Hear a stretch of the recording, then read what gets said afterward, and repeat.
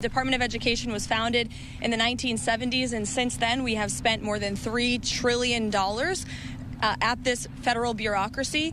What has been the return on that investment for the American taxpayer?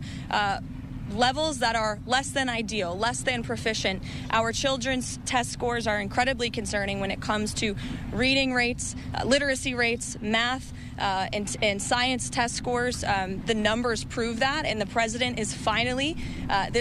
is finally taking much needed action to return education to where it belongs, and that's to educators closest to students in their classrooms in their respective states. We're going to have a great event here later at 4 o'clock. There will be students here, teachers here, parents here, educators, and of course governors from around the country who are very excited about taking on this responsibility to educate our nation's students. Who's going to run federal student loans?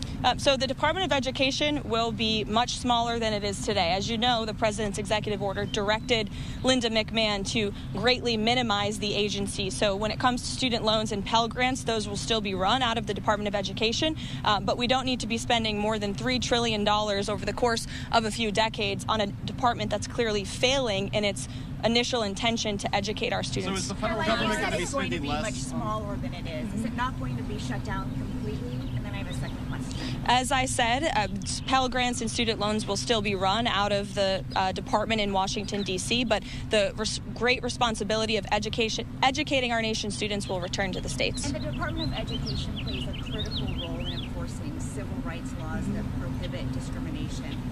Who's going to do that now? Any critical functions of the department, such as that, will remain. But again, we're greatly reducing the scale and the size of this department.